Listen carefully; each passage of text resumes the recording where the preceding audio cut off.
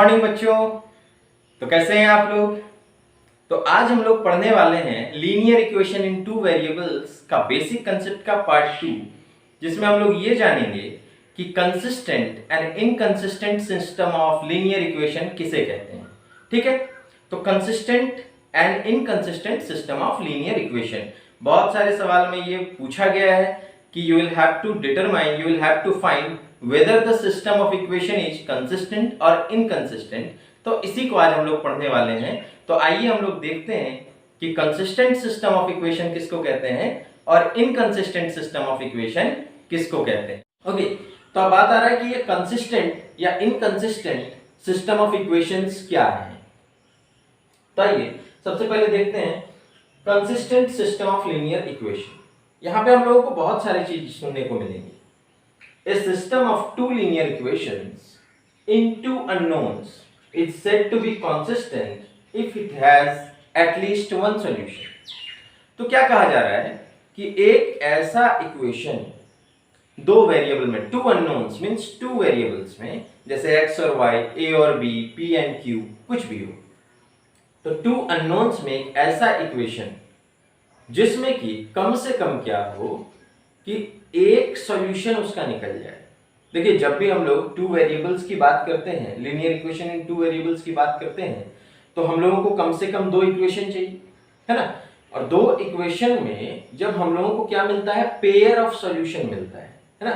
Pair of solution क्या होता है, मींस x एंड y का सेम वैल्यू जो है वो सेटिस्फाई करना चाहिए पहले इक्वेशन को भी और दूसरे इक्वेशन को भी, उसको कहते हैं हम लोग सॉल्यूशन। ठीक है, तो अब कहा जा रहा है कि अगर ऐसा सिस्टम ऑफ इक्वेशन है, सिस्टम ऑफ इक्वेशन मतलब जहां पे दो इक्वेशन है हमारे पास, तो ऐसा सिस्टम ऑफ इक्वेशन है जिसमें कि कम से कम हम लोगों को एक सॉल्यूशन तो मिल जाए। अगर एक भी सॉल्यूशन मिल जा रहा है तो उसको हम लोग क्या कहते हैं, consistent system of linear equation कहते हैं। ठीक है, अब दूसरे में आ जाते हैं। दूसरा कहता है inconsistent system of linear equation. तो inconsistent system of linear equation क्या है कि ठीक वैसा ही पेयर, लीनियर इक्वेशन का वैसा पेयर, दो इक्वेशन मिलेंगे हम लोगों को, पहला इक्वेशन दूसरा इक्वेशन, दोनों में ही दोनों को जब सॉल्व करते हैं और उस वक्त हम लोगों के पास कोई सॉल्यूशन नहीं मिलता है उसका, मींस x और y का ऐसा कोई भी वैल्यू नहीं है जो दोनों इक्वेशन को सेटिस्फाई कर दे, तो वैसे को हम लोग कहते हैं no solution and a system of equation having no solution. तो जब नो सॉल्यूशन की बात आ जाती है तो हम कहते हैं कि the system of linear equation is inconsistent.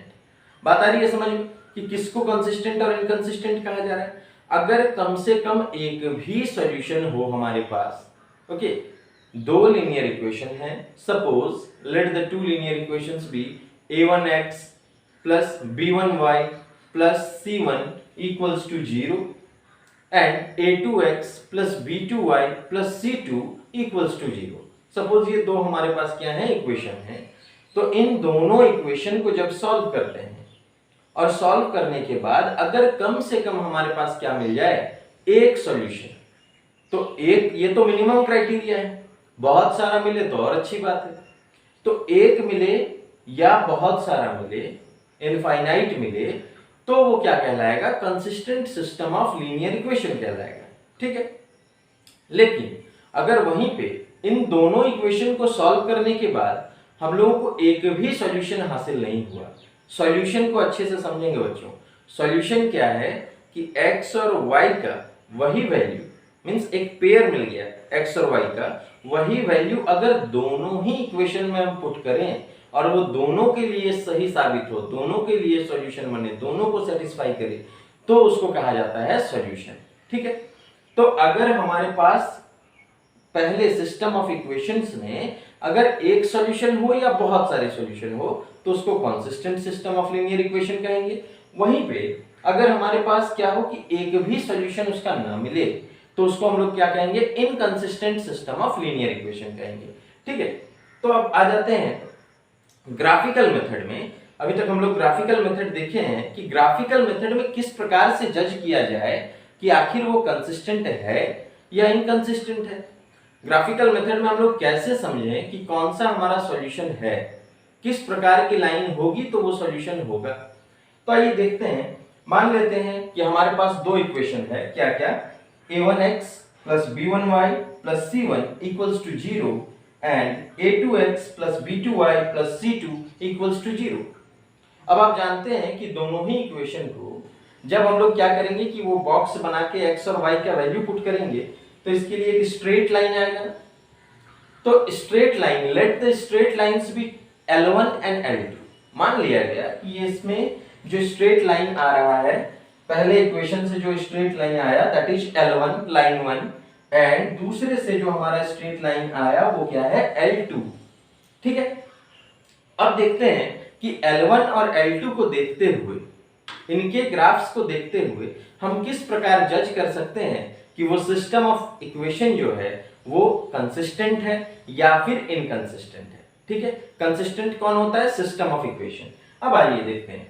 तो पहला केस, अब तीन केस हो सकता है ग्राफिकल मेथड में। वो तीन केस क्या क्या हो सकता है? तो पहला ऐसा हो सकता है कि दोनों ही लाइन जो है वो दोनों को क्या कर रहे हैं, एक जगह पे इंटरसेक्ट कर जा रहे हैं। पहला कंडीशन ये हो सकता है।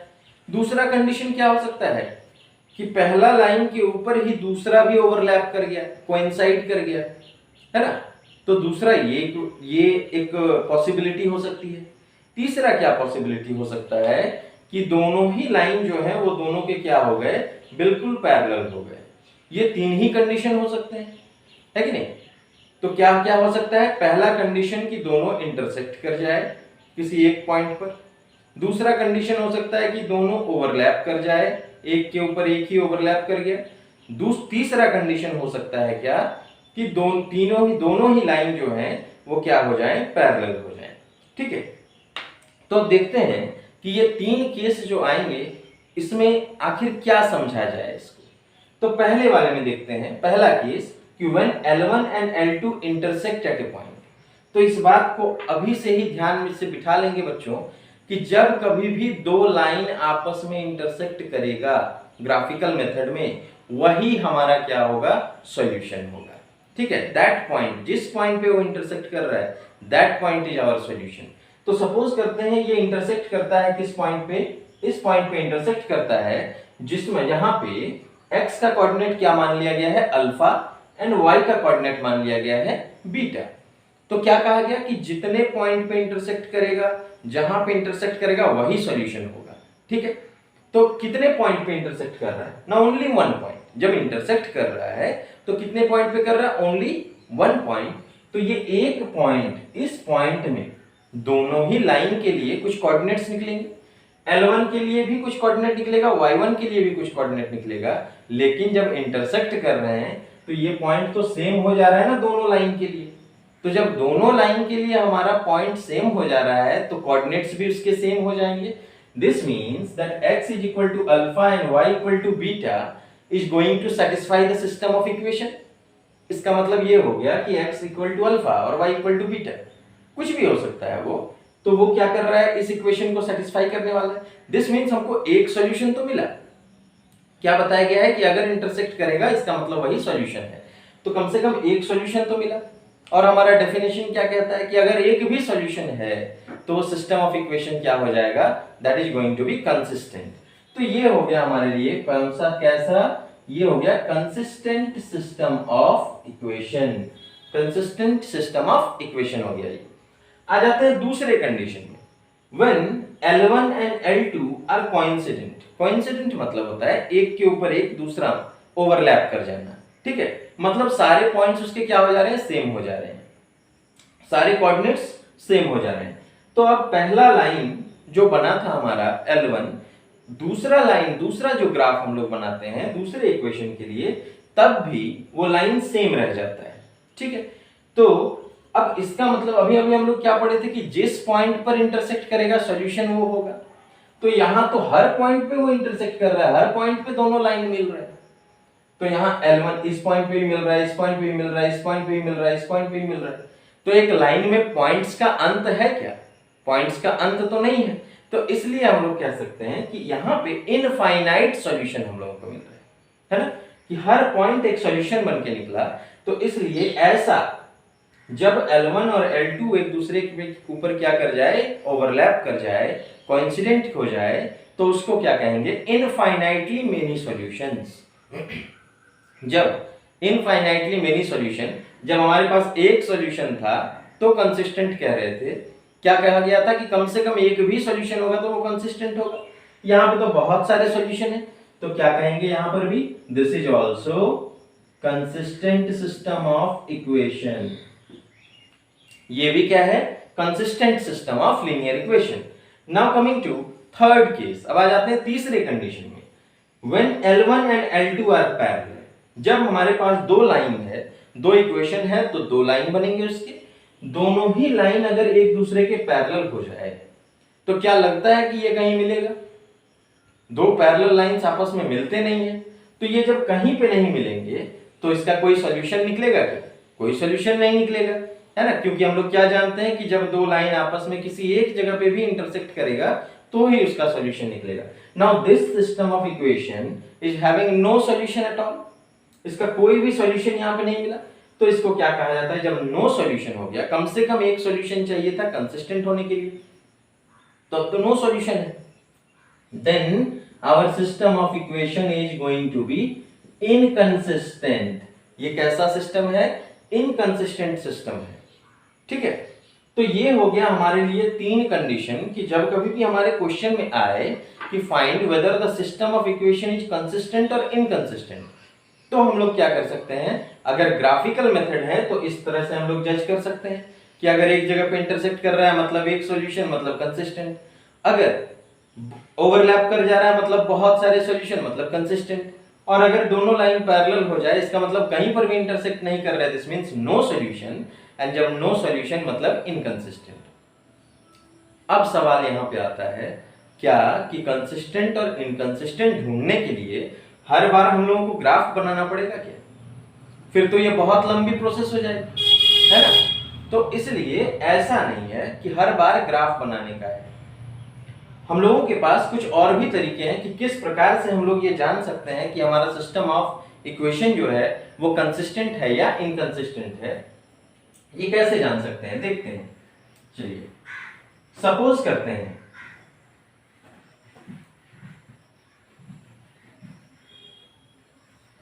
सपोज दैट हमारे पास जो इक्वेशन है, दो इक्वेशन, वो क्या है, a1x plus b1y plus c1 equals to 0 and a2x plus b2y plus c2 equals to 0।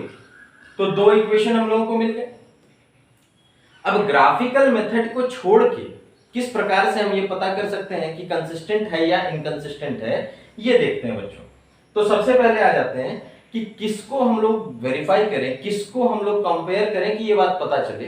तो पहला चीज याद रखेंगे, ये a1 b1 c1 a2 b2 c2 ये क्या है, a1 कोफिशिएंट है x का, b1 कोफिशिएंट है y का, c1 कोफिशिएंट है, c1 कांस्टेंट टर्म है। ये सब किसके, पहले वाले इक्वेशन का, फर्स्ट इक्वेशन का। a2 कोफिशिएंट है x का, b2 कोफिशिएंट है y का, c2 कांस्टेंट टर्म है दूसरे वाले इक्वेशन पे। तो दोनों ही इक्वेशन के कोफिशिएंट को अगर हम लोग कंपेयर करें, दैट इज इफ अगर a1 by a2 मतलब ये पहला इक्वेशन का x का कोफिशिएंट और दूसरे इक्वेशन का x का coefficient is equal to b1 by b2 मतलब पहले इक्वेशन का y का कोफिशिएंट और दूसरे इक्वेशन का y का कोफिशिएंट, अगर ये बराबर नहीं होता है, if a1 by a2 is not equal to b1 by b2, अगर ये बराबर नहीं हो रहा है, this means we are going to get unique solution।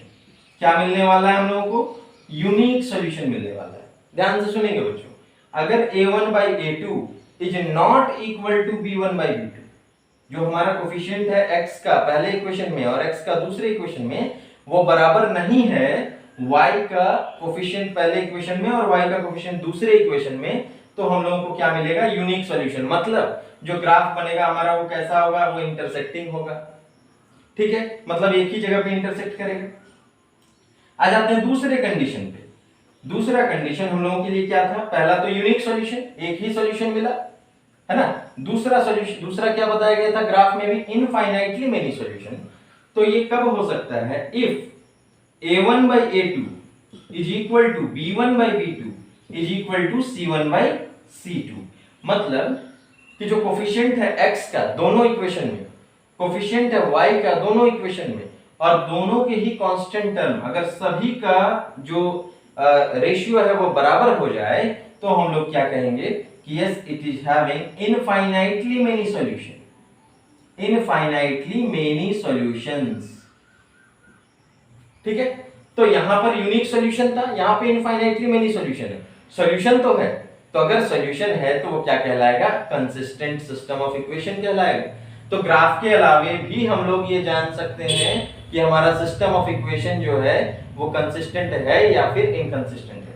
अब आते हैं तीसरे मेथड पे, तीसरा कि आखिर तीसरा, फिर ये तो कंसिस्टेंट की बात हो गई, तो इनकंसिस्टेंट का क्या होगा। तो हम लोग क्या जानते हैं, तीसरे कंडीशन में हम लोग देखेंगे कि if a1 by a2 is equal to b1 by b2 is not equal to c1 by c2।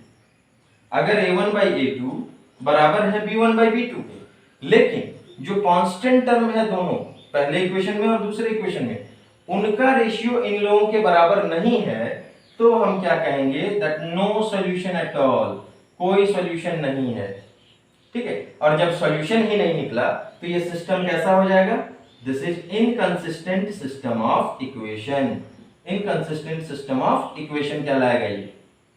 बात आ रही है समझ में बच्चों, कि सिर्फ यही नहीं है कि हम लोगों के पास ग्राफिकल मेथड ही है कंसिस्टेंट और इनकंसिस्टेंट देखने के लिए, पता करने के लिए, हमारे पास दूसरा तरीका भी है ये पता करने के लिए। अगर हम लोग कोफिशिएंट को कंपेयर करें, कोफिशिएंट और कांस्टेंट टर्म को कंपेयर करें, तो हम लोगों के पास, हम लोग जान सकते हैं कि हमारा जो सिस्टम ऑफ इक्वेशन है वो कैसा है, वो कंसिस्टेंट है या फिर इनकंसिस्टेंट है, वो इससे भी पता लगाया जा सकता है। कैसे, a1 by a2 is not equal to b1 by b2, c1 के पास जाना ही नहीं है। अगर a1 by a2 ही बराबर नहीं निकला b1 by b2 के, दिस मींस a के ही सॉल्यूशन होगा, यूनिक सॉल्यूशन होगा।